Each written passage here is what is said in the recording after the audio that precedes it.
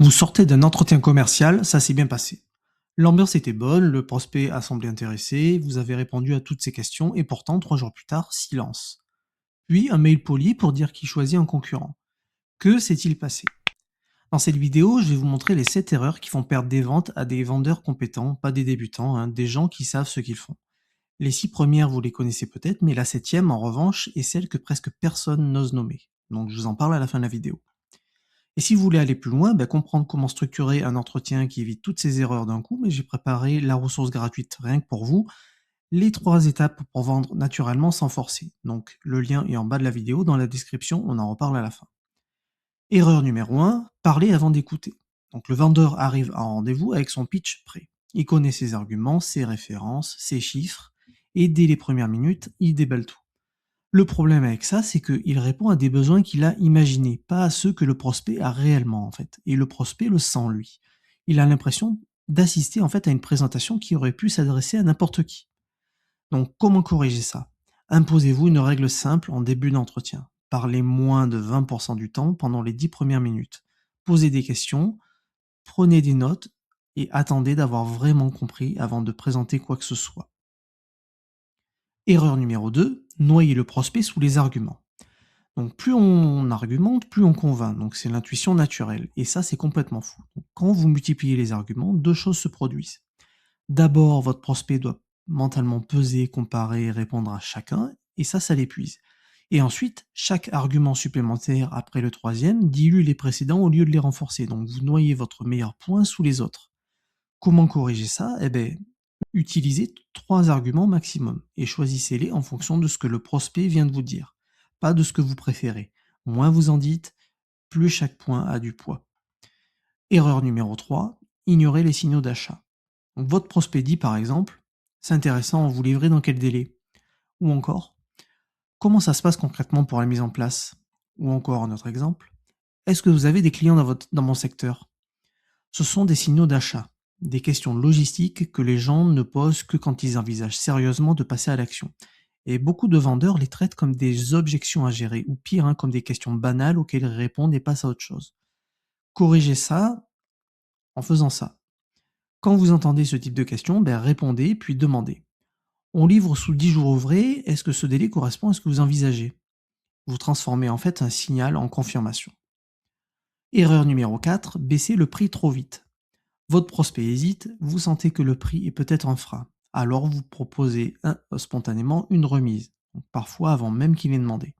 Donc ce geste qui vous semble en fait commercial et généreux envoie en réalité 2 signaux désastreux. Premier signal, votre prix initial n'est pas légitime. Et second signal, en fait vous avez besoin de cette vente. Donc ces 2 signaux combinés, en fait ils érodent instantanément la confiance et la valeur perçue de votre offre. Comment corriger ça? Ne baissez jamais votre prix sans qu'on vous le demande explicitement, hein. Et quand on vous le demande, ne cédez pas immédiatement. Donc prenez le temps de comprendre ce qui se cache derrière. Est-ce vraiment le budget ou est-ce un doute sur la valeur? La réponse change tout ce que vous allez faire ensuite.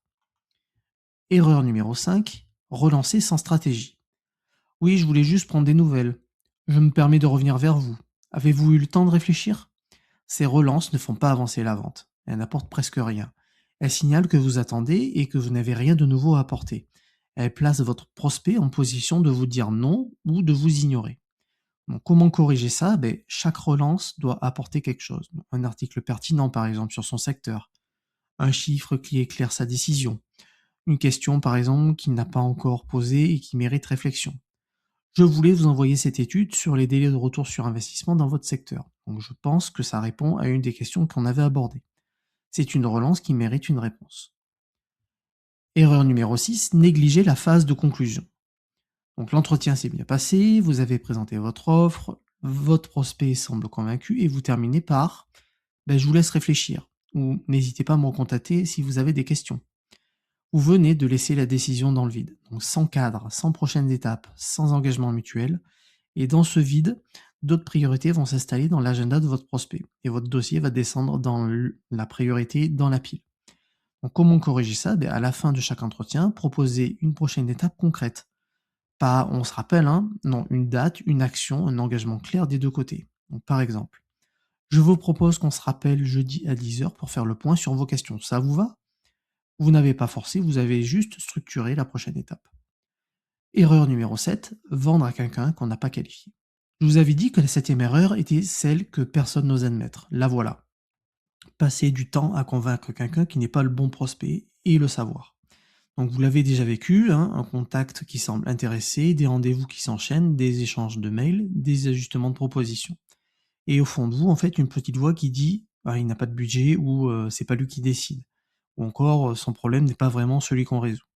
Mais vous continuez quand même en fait. Parce que vous avez besoin de prospects dans votre pipeline, parce que vous espérez que ça va se débloquer, parce qu'en fait lâcher prise, c'est admettre qu'on a perdu du temps. C'est l'erreur la plus coûteuse de la liste. Pas parce qu'elle fait rater une vente, hein, non, mais parce que vous avez fait rater le temps que vous auriez pu passer avec le bon prospect. Donc comment corriger ça? Qualifier tôt, qualifier aussi clairement.